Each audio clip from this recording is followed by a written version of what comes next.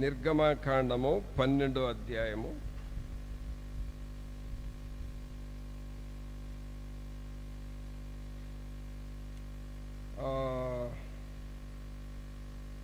10వ వచనం నుండి చదువుదాం. దానిలో ఉడికి ఉడకనిదైనను నీళ్లతో వండబడినదైనను తిననే తినకూడదు. ఉదయకాలము వరకు దానిలోని దేమియు మిగిలింపకూడదు. ఉదయకాలము వరకు దానిలో మిగిలినది అగ్నితో కాల్చివేయవలెను. ఇప్పుడు 11వ వచనం అందరం చూద్దాం. 11వ వచనం అందరం చూద్దాం. మీరు దానిని తినవలసిన విధమేదనగా మీ నడుము కట్టుకొని, మీ చెప్పులు తొడుగుకొని, మీ కర్రలు చేత పట్టుకొని త్వరపడుచు దాని తినవలెను. అది యెహోవాకు పస్కా బలి. ఏ బలి అంటిది? యెహోవాకు పస్కా బలి. పస్కా అంటే పాస్ ఓవర్ అని అర్థం. పాస్ ఓవర్ అంటే దాటిపోవుట. ఏమిటి దాటిపోవటం అంటే, ఈ ఇశ్రాయేలీయులు ఇప్పటి వరకు ఐగుప్తు దేశంలో బానిసలుగా ఉన్నారు. ఈ బానిసలుగా ఉన్నవారు ఇప్పుడు బానిసత్వంలో నుండి బయటపడతా ఉన్నారు. అంటే కానాను దేశానికి వెళుతున్నారు. ఐగుప్తు దేశంలో నుండి జస్ట్ అట్లా బయటపడ్డారు. ఇప్పుడు మనం ఎవరికైనా చెప్పేటప్పుడు మీరు ఎక్కడి దాకా వెళ్ళారు అని అంటే, ఇప్పుడే పలానా ఊరు దాటామని అంటాం చూడండి. ఇప్పుడు మనం ఏ ఊరు దగ్గర ఉన్నామో ఆ టైంలో నీకు ఫోన్ వచ్చింది అనుకో, ఎక్కడి దాకా వెళ్ళారు అని అంటే ఏమంటావు నువ్వు? ఇప్పుడే ఈ ఊరు దాటాము అని అంటాం కదా. అలాగూ అప్పుడే ఐగుప్తు దాటారు వాళ్ళు. Pass over. ఆ ఐగుప్తు దాటి బయటకు వచ్చారు. అప్పుడు దేవుడు చెప్పిన పని ఏమిటంటే, మీరు పస్కా బలిని చెల్లించాలి, పస్కా పండగ చేసుకోండి అన్నాడు. ఈ పస్కా పండుగ అంటే అర్థం ఏంటంటే, ఒక గొర్రెను వధించి దాని మాంసమును కాల్చి దాన్ని రుచిగా వండి ఆ తర్వాత దానిని తినాల్సిన విధానం కూడా చెప్పాడు. ఎలా తినాలంట? 11వ వచనం చూడండి. మీరు దానిని తినవలసిన విధమేదనగా ఏం కట్టుకోవాలండి? నడుము కట్టుకోవాలి. నడుము కట్టుకోవాలి. మనం భోజనం చేసేటప్పుడు నడుము కట్టుకోం. టేబుల్ మీద, ఆ చైర్ మీద కూర్చుంటాం. టేబుల్ మీద భోజనాలు పెడతారు, మనం డైరెక్ట్గా తింటాం. ఇక్కడ నడుము కట్టుకోనండి అంటున్నాడు. నడుము కట్టుకోవటంలో అర్థం ఏంటి అని అంటే, మీ శక్తిని సమీకరించుకోండి అని అర్థం. తర్వాత మీ చెప్పులు తొడుగుకొనండి అని అంటున్నాడు. తర్వాత మీ కర్రలు చేత పట్టుకొనండి అంటున్నాడు. ఎలా తినమన్నాడు? నిదానంగా తినమన్నాడా? చెప్పాలి. నిదానంగా తినమన్నాడా? త్వరగా తినమన్నాడా? త్వరపడుచు దాని తినవలెను. అది యెహోవాకు పస్కా బలి. ప్రభునంతులారా, ఆ రోజున ఈ ఐగుప్తు దేశం నుండి బయటకు వచ్చిన ప్రజలకు దేవుడు పస్కా గొర్రెపిల్ల ఎవరిని చూపిస్తుందంటే, యేసుక్రీస్తును చూపిస్తా ఉన్నది. ఆ రోజున పస్కా పండుగలో పస్కా గొర్రెపిల్లను వధించి ఆ మాంసం తినండి అని అన్నాడు కదా. ఆ మాంసము ఎవరిని చూపిస్తుందంటే, పస్కా గొర్రెపిల్ల ఈనాడు యేసుక్రీస్తు ప్రభు. ఆ రోజున ఆ పిల్ల మాంసము తినమన్నాడు, దానిని త్వరగా తినమన్నాడు. ఈ రోజున మన పస్కా గొర్రెపిల్ల ఎవరంటే యేసుక్రీస్తు ప్రభు. మనం తినాల్సింది ఏమిటంటే, దేవుని మాటలు తినాలి, దేవుని వాక్యాన్ని మనం తినాలి. ఈ పస్కా గొర్రె పిల్లను ఎలాగూ తినాలంటే, నిదానంగా తినకూడదు, త్వరగా తినాలి. సంవత్సరానికి ఒక్కసారన్నా బైబిల్ చదవాలి అని చెబుతూ ఉంటాను నేను ఎప్పుడు. సంఘాలన్నిటిలో కూడా ప్రతి సంవత్సరానికి ఒక్కసారన్నా మీరు బైబిల్ చదవాలి అని చెప్తా ఉంటా. తర్వాత అందరినీ మరి చదువుతున్నారా అని అడుగుతూ ఉంటాం. కొంతమంది ఏమంటారో తెలుసా? అనా 3 సార్లు చదివామన్నా ఈ సంవత్సరం బైబిల్ అని అంటారు. ఎన్నిసార్లు? 3 సార్లు. అంటే 4 నెలలకు ఒకసారి బైబిల్ చదివేస్తున్నారు వాళ్ళు. అంటే ఏప్రిల్ కల్లా ఒకసారి బైబిల్ అయిపోద్ది, మరలా తర్వాత 4 నెలలు అంటే ఆగస్ట్ కల్లా ఇంకొక రౌండ్ బైబిల్ అయిపోద్ది. ఇలాగ సంవత్సరానికి 4 సార్లు బైబిల్ చదివేవాళ్ళు ఉన్నారు, సంవత్సరానికి 3 సార్లు బైబిల్ చదివేవాళ్ళు ఉన్నారు, సంవత్సరానికి 2 సార్లు బైబిల్ చదివేవాళ్ళు ఉన్నారు. వీళ్ళందరూ ఎలా తింటున్నారు? వీళ్ళు త్వరపడుచూ తింటున్నారు. ఎలా తింటున్నారండి వీళ్ళందరూ? త్వరపడుచూ తింటున్నారు. మరి సంవత్సరానికి ఒక్కసారి బైబిల్ చదివేవాళ్ళు వీళ్ళు కాస్త నిదానంగా తింటున్నారు. Slow batch. అసలు చదవని వాళ్ళు ఏ బ్యాచ్? మరి అసలు చదవని వాళ్ళు అసలు తింటలేదు అని అర్థం. తర్వాత బ్యాచ్ ఎవరయ్యా? మంచిగా, థ్యాంక్ యూ, బాగా చెప్పారు. అసలు చదవని వాళ్ళు ఎవరు? తర్వాత బ్యాచ్ వీళ్ళు. తర్వాత బ్యాచ్. కావున ప్రియులారా, మనల్ని మనం జాగ్రత్తగా పరిశీలన చేసుకోవాలి. అక్కడ ఎలా తినాలని ఉంది? త్వరపడుచు దాని తినవలెను. త్వరపడుచు తినాలి అనగా దేవుని వాక్యాన్ని మనం తినాలి. దేవుని వాక్యము. నీ వాక్యమే నన్ను బ్రతికించెను, బాధలలో నెమ్మదినిచ్చెను. నీ వాక్యమే నన్ను బ్రతికించెను, బాధలలో నెమ్మదినిచ్చెను. కృపాశక్తి దయా సత్య సంపూర్ణుడా, వాక్యమై ఉన్న యేసు వందనమయ్యా. కృపాశక్తి దయా సత్య సంపూర్ణుడా, వాక్యమై ఉన్న యేసు వందనమయ్యా. నీ వాక్యమే నన్ను బ్రతికించెను, బాధలలో నెమ్మదినిచ్చెను. ఇప్పుడు ఇదే పాటని ఇంకొక రకంగా పాడబోతున్నాను, మీరు కూడా నాతో కలిపి పాడండి. ఈ సమ్మర్ సీజన్లో సపోటాలు అనే ఫ్రూట్స్ వస్తాయి, మ్యాంగోస్ అనే ఫ్రూట్స్ వస్తాయి, ఇంకేమున్నాయి, పుచ్చకాయ అనే ఫ్రూట్స్ వస్తాయి. ఈ సమ్మర్లో అవి కనీసం రోజు తినకపోయినా ఒక 2-3 సార్లు అయినా మనం తింటున్నామా లేదా? ఫ్రూట్స్, పుచ్చకాయ, సపోటా, మ్యాంగో తింటున్నాం. ఇప్పుడు పాడండి ఈ పాట. సపోటా ఫ్రూట్సే బ్రతికించెను, బాధలలో నెమ్మదినిచ్చెను. మ్యాంగో ఫ్రూట్సే బ్రతికించెను, బాధలలో నాకు బ్రతికించెను. అంటే వాక్యం ప్లేస్లో ఏం పెట్టమన్నారు మిమ్మల్ని? ఫ్రూట్స్ అని పెట్టి పాడుకుంటే చాలా కాలం బ్రతుకుతావు నువ్వు. ఆమేన్. సరేనా? సరేనా పిల్లరా? ఫ్రూట్స్ మీద ఉన్నంత ఇంట్రెస్ట్ అన్న వాక్యం మీద ఉందా అసలు మనకి? అక్కడ ఏమని చదువుతున్నాం?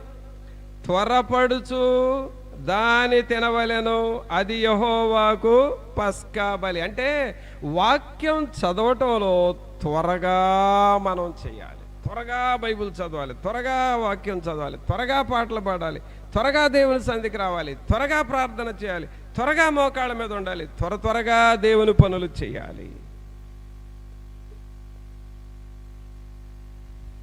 ఇది మనం అర్జెంటుగా చేయాల్సిన పనులు ప్రియులారా. జక్కయ్యను అందుకే అన్నాడు, జక్కయ్య త్వరగా దిగు. జక్కయ్య చేసిన పని త్వరగా దిగి. ప్రభువేమో త్వరగా దిగు అన్నాడు, జక్కయ్య త్వరగా దిగాడు. అంటే దేవుడు చెప్పిన పనిని త్వరగా చేశాడు. అలాగే ప్రియులారా, ఇప్పుడు మనం ఈ ఉదయకాలం నేర్చుకుంటున్నాం, మనం త్వరగా చేయాల్సిన పనులు ఏంటంటే, గిబియోనీలు సహాయము కొరకు ఎవరిని అడిగారు? యెహోషువను అడిగారు. వెంటనే దేవుడు యెహోషువ సైన్యాన్ని పంపించి గిబియోనులకు జయమిచ్చాడు, శత్రువుల్ని హతమార్చాడు. త్వరగా వారికి సహాయం వచ్చింది. త్వరగా అడగాలి, త్వరగా సహాయం వస్తుంది.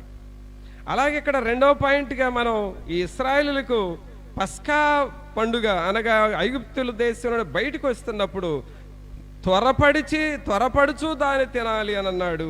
అది యెహోవాకు పస్కా బలి అనగా ఆ గొర్రెపిల్ల మాంసం ప్రతి ఒక్కరూ తిన్నట్లుగా ఈ రోజున మనము దేవుని వాక్యము, దేవుని మాటలు చదువుతూ ఉండాలి, ధ్యానం చేస్తూ ఉండాలి, తింటూ ఉండాలి. అందుకనే మొదటి కీర్తనలో దివారాత్రులు దానిని ధ్యానించువాడు ధన్యుడు, అతడు నీటి కాలువల యోరను నాటబడిన వాడై ఆకువాడక తన కాలమందు ఫలమిచ్చు చెట్టు వలె ఉంటారు. కాబట్టి దివారాత్రులు చదవటం అంటే త్వరగా దేవుని వాక్యాన్ని చదవాలి. మరి చదువుతున్నామా?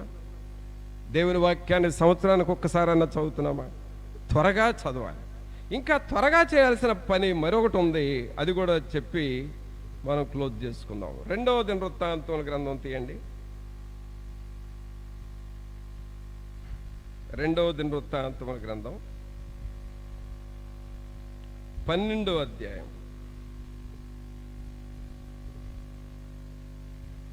2వ దినవృత్తాంతముల గ్రంథము 12వ అధ్యాయము 6వ వచనం నుండి చూడండి. అప్పుడు ఇశ్రాయేలీల అధిపతులను రాజును తమ్మును తాము తగ్గించుకొని యెహోవా న్యాయస్థుడని ఒప్పుకొనిరి. వారు తమ్మును తాము తగ్గించుకొనుట యెహోవా చూచెను గనుక యెహోవాకు షెమయాకు ప్రత్యక్షమై ఎలాగు సెలవిచ్చాను, వారు తమ్మును తాము తగ్గించుకొనిరి గనుక నేను వారిని నాశనము చేయక శేషకు ద్వారా నా ఉగ్రతను యెరూషలేము మీద కుమ్మరింపక త్వరలోనే, ఈ మాట గమనించండి, ఏమంటున్నాడు? త్వరలోనే వారికి రక్షణ దయచేసేదను. ఆమేన్. ప్రియరా, ఇక్కడ ఈ పరిస్థితి ఏమిటి అనంటే, ఇక్కడ ఈ ప్రజలు రెహబాము పరిపాలిస్తున్న ఈ టైంలో ఈ ప్రజలు దేవునిని నిర్లక్ష్యం చేశారండి. అసలు దేవుడు అంటే లెక్క లేకుండా పోయింది వీళ్ళు. దేవుని వాక్యమన్నా, దేవుని సన్నిధన్నా, దేవుని పనులన్నా, మందిరం అన్నా అసలు లెక్క లేకుండా పోయింది. పిల్లలు గమనించండి, మన జీవితంలో దేవుని పని విషయంలో నిర్లక్ష్యం వచ్చింది అని అంటే అది ఎప్పటికైనా సరే మనకు చాలా ప్రమాదం. అది దేవుని పని విషయంలో ఎప్పుడూ నిర్లక్ష్యంగా ఉండకూడదు. అసలు అది ఏమాత్రం మనకు మంచిది కాదు, ఏమాత్రం మనకు అది క్షేమం కాదు. దేవుని పని పట్ల ఎప్పుడూ శ్రద్ధగా ఉండాలి, ఎప్పుడూ భయభక్తులతో ఉండాలి, ఎప్పుడూ హృదయమంతటితో దేవుని పనిని చేయాలి.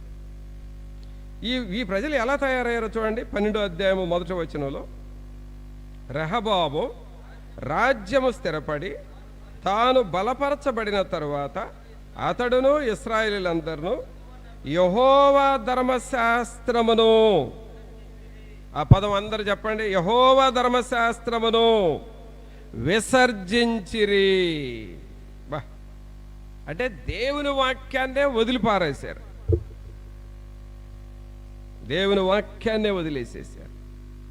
అంటే వాక్యాన్ని వదిలిపెట్టారు, ప్రార్థన వదిలేశారు, దేవుని వదిలేశారు, దేవుని సన్నిధిని వదిలేశారు, దేవుని భయం వదిలేశారు, అన్నీ వదిలేసేసారండి వీళ్ళు.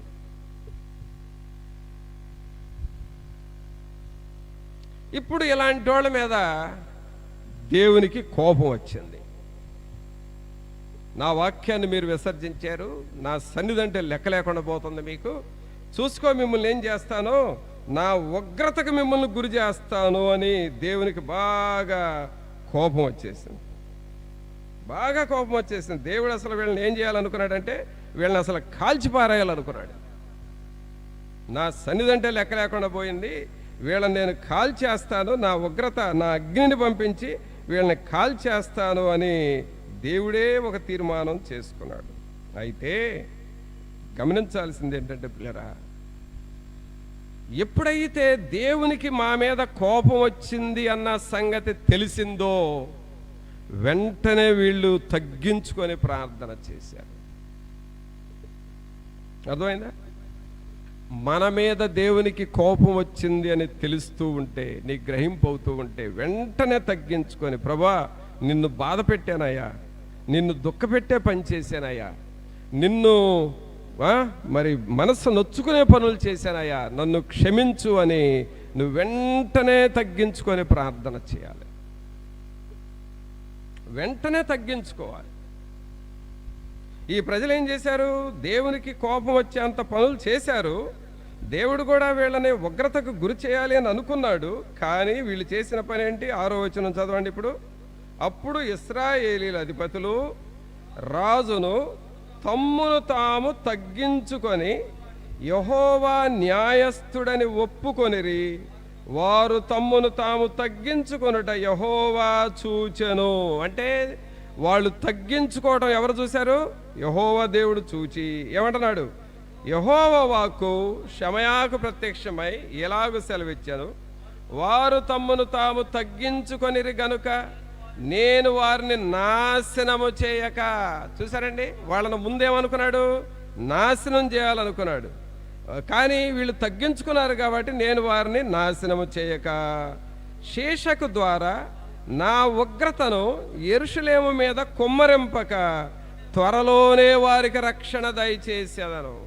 అసలు యాక్చువల్గా వీళ్ళ మీదకి ఏం రావాలంటే నాశనము రావాలి, ఉగ్రత రావాలి కదా. వీళ్ళ మీదకి ఏం రావాలి?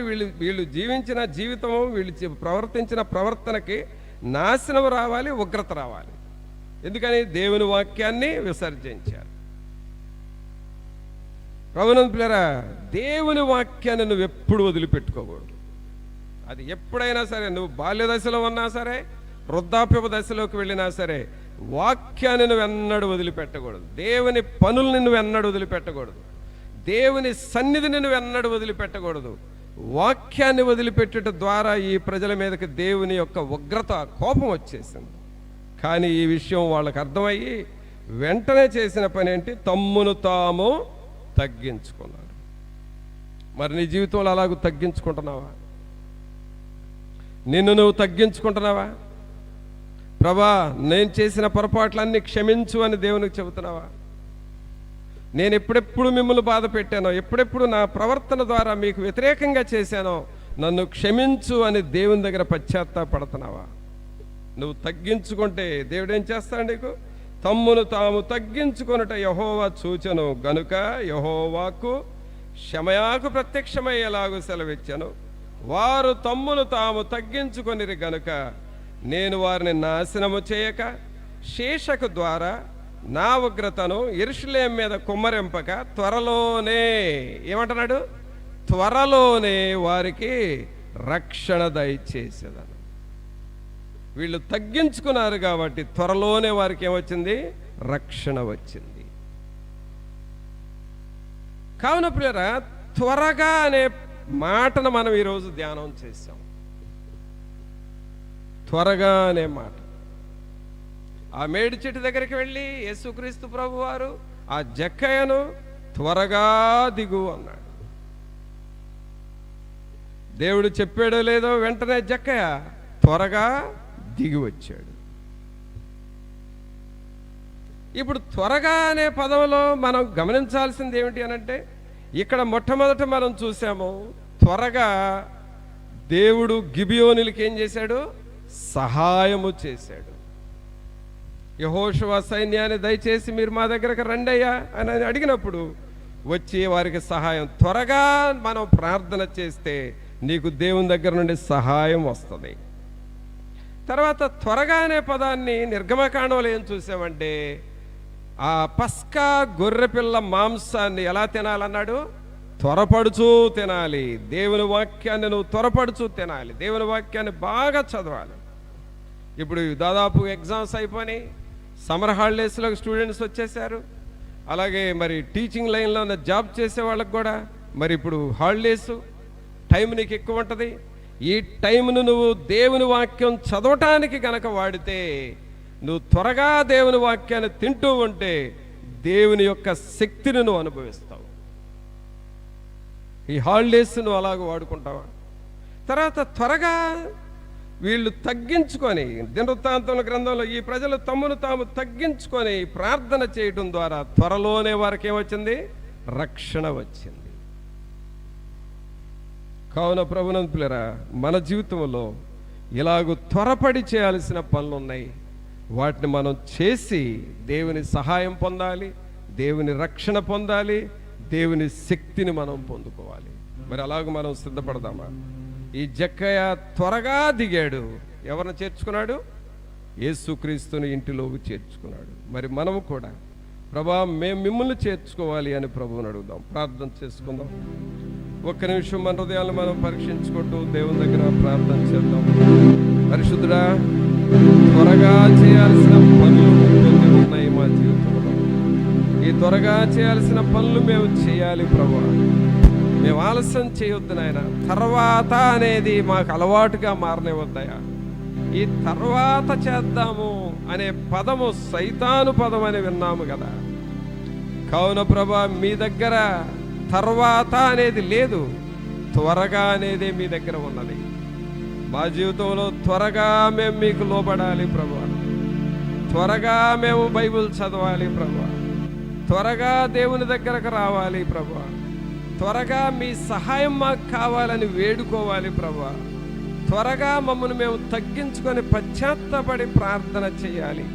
త్వరలోనే మాకు సహాయం ఇస్తారు, త్వరలోనే మాకు రక్షణ ఇస్తారు కదా ప్రభా.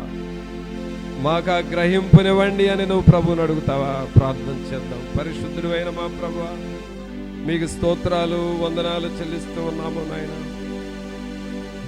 మీ సన్నిధిని మాతో ఉంచండి నాయన. మీ కృపా కనికరము కలిగిన ఆత్మను మాకు దయచేయండి ప్రభా. మా హృదయాలు మేము లోతుగా పరీక్షించుకొని, చెక్క ఎలాగో త్వరగా దిగు అని అన్నప్పుడు త్వరగా దిగి వచ్చాడు. మేము కూడా త్వరపడి చేయాల్సిన పనులు త్వరపడి చేసేవారముగా చేయండి ప్రభా. ఈ ప్రియులను మీరు దర్శించండి. మీరు మాకు ఇస్తూ ఉన్న ఈ అవకాశాలను మేము సద్వినియోగం చేసుకొని మీ కృపలో ముందుకు సాగుచు అన్ని విషయంలో జయం పొందువారముగా చేయండి. త్వరలోనే మాకు సహాయం అందించే దేవుడో ప్రభా. త్వరలోనే మాకు రక్షణ ఇచ్చే దేవుడో ప్రభా. త్వరలోనే మాకు విడుదల ఇచ్చే దేవుడు కదా. ఆ పస్కా గొర్రెపిల్ల మాంసమును త్వరపడుచూ తినమని అన్నారు. అది తిని ఐగుప్తు దేశమును దాటి కానాను యాత్రలోకి వెళుతూ వచ్చారు కదా ప్రభా. మీ జీవాహారమును మేము తినాలి ప్రభా. జీవాహారము నేను జీవమిచ్చుటకు ఆ జీవము సమృద్ధిగా ఇవ్వటానికి వచ్చానన్నారు కదా. ఆ జీవాహారమును తినుచూ బ్రతుకు బిడ్డలుగా చేయండి. మీ సన్నిధి, మీ ఆత్మ సహాయము ప్రతి ఒక్కరితో ఉంచి ఈ వాక్యము, ఈ జీవాహారం మమ్మల్ని బ్రతికించే ఈ వాక్యాన్ని త్వరపడుచూ తినుచు మీ సన్నిధిలో ముందుకు సాగడి వారిగా మమ్మల్ని అందరినీ చేయమని నజరేయుడైన యేసు నామమున అడిగి వేడుకొంచున్నాము తండ్రి. ఆమేన్. మన తండ్రి అయిన దేవుని ప్రేమ, కుమారుని కృప, పరిశుద్ధాత్మని యొక్క సన్నిధి అయిన సహాయం ఇప్పుడు నెలప్పుడు మనందరికి తోడుగా ఉండి సహాయం చేయను గాక. ఆమేన్.